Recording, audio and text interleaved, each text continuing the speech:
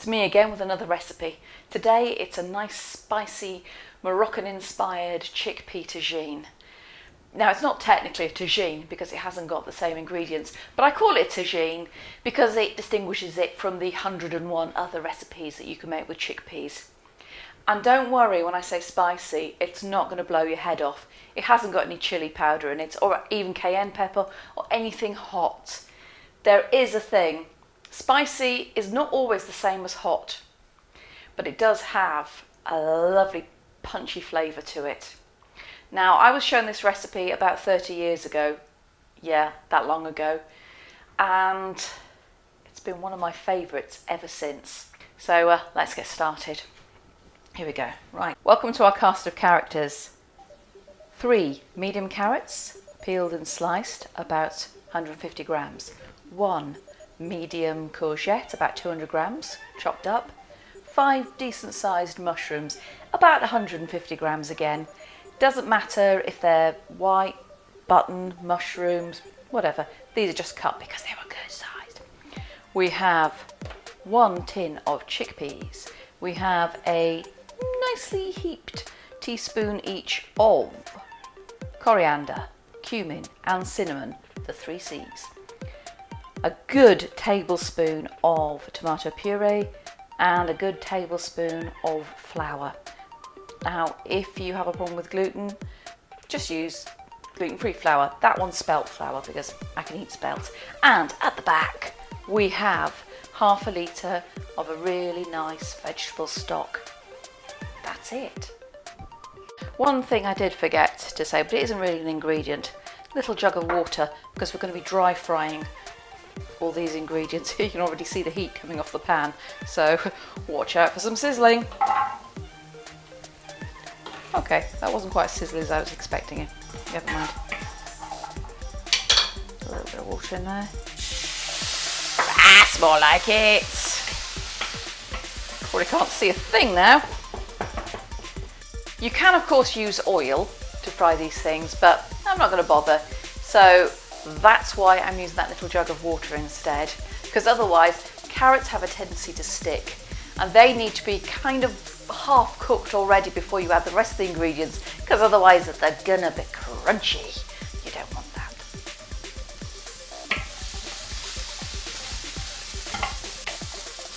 What I'm going to do is I'm going to add a little bit more water. Woo! And I'm going to let the blighters steam, but I am going to keep an eye on them. We do have one latecomer to the party. I forgot to tell you about it earlier. And the reason I forgot to tell you is because it goes in right at the very end. It's 100 grams of sweetcorn. Naughty me. Sorry. These carrots have been cooking for about 5-6 minutes now, and you can see they're starting to caramelise. So we can now start putting the softer vegetables in. In go the courgettes. In go the mushrooms. This needs to cook for about 5 minutes. Stick a little water on just to keep things moving.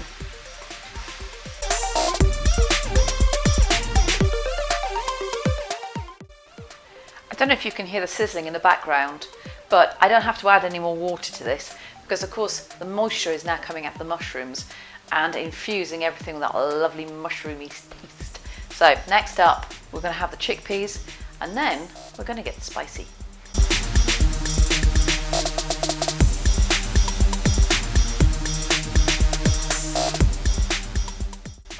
Okay, so that's the chickpeas in. It already looks really nice and colourful. But next up, we're going to put in the spices. I'll see if I can remember which one is which. We have the, just check. Coriander. The cumin. Or actually that might have been the other way around. But hey, they're all friends. And the cinnamon, and I wish we had smell-o-vision because those smells are, oh, they are just too good to be true. So just stir those all around, make sure everything is nice and coated. Give it about a minute. Next in goes tomato puree. And the last dry ingredient, the flour. This is going to help thicken the tagine up. If it is a little bit runny at the end, you can always add a little bit of corn flour and water mixed together. Obviously, if it's a bit thick, add a little bit of water. Just make sure everything's coated so we don't get any lumpy bits of flour, because nobody wants mini shock dumplings in their tagine. Right. Sweet corn, you're going to have to wait your turn.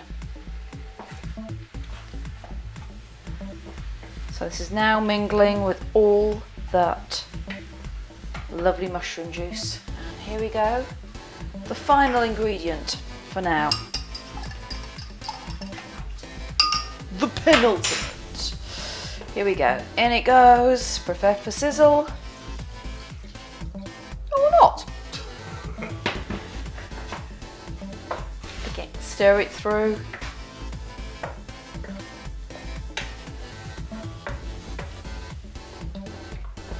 Okay. It will look nicer than this when it's done, I promise. So what you now need to do is bring it to the boil.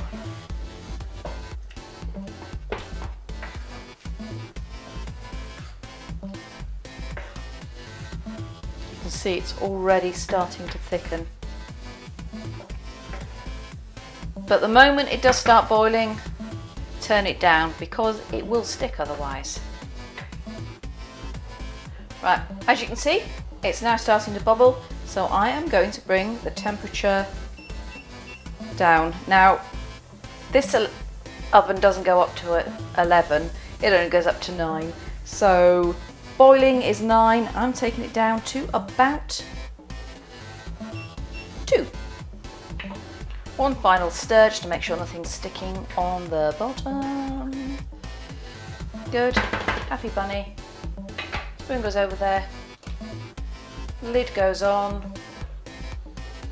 and I'll just leave it.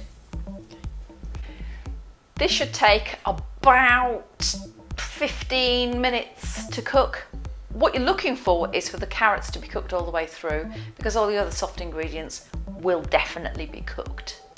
So it is a bit hard to resist giving it the odd stir because you just want to smell those smells. I'm gonna have to, so let's go forward in the forward time machine and see you back here when it's done.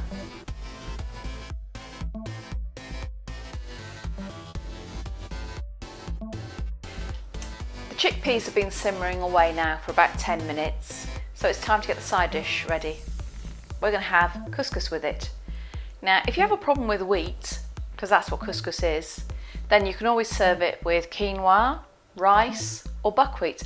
I have a really nice recipe for buckwheat for actually tabbouleh, but that's a recipe for another day.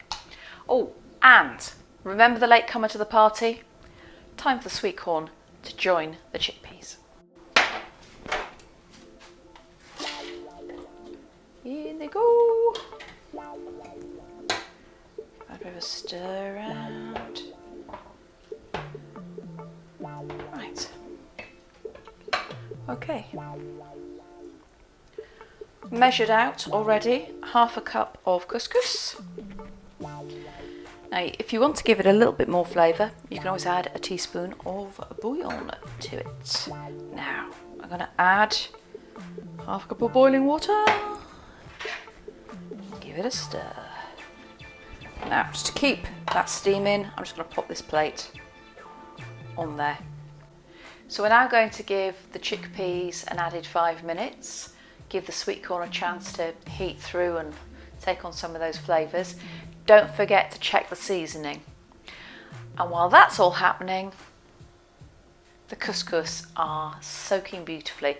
It's such an amazing side dish. You don't need to cook it, you just need to soak it and it'll come out and it'll be lovely and fluffy. So what you will need to do is, in 5 minutes time, get a fork in there, break it up just fluff it up a bit. And if you're using oil, this is a good time to put a bit of oil in there. And we're done. Just give it a quick taste. I have already seasoned it. That's spot on. And now, over to the couscous. Just very gently, just kind of lift it up from the bottom. Just knock it about slightly. Okay, look at that lovely fluffy couscous.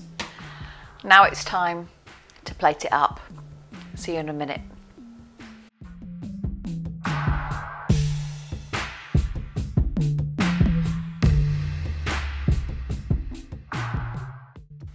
And here we have the finished item. Oh, I wish you could smell that. We've got the chickpeas here, the couscous, and a little bit of kale, because let's get those greens in. Now the kale is just steamed with a little bit of oil and some garlic salt. Now you need a bit of oil in there because kale is full of vitamin K, which is fat soluble, which means you need a little bit of oil in there to help you absorb it. And so far we've not used any oil in this dish at all. So here we go, taste test time. Oh my gosh, just have a little bit with the couscous.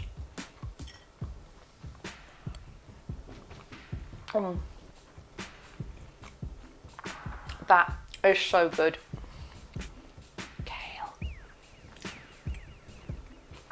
Kale complements it perfectly.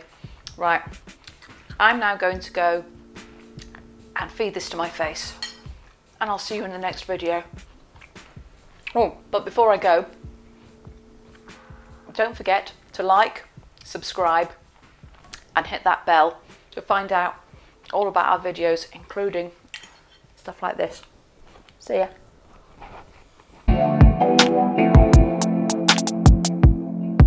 Closer. He's getting closer.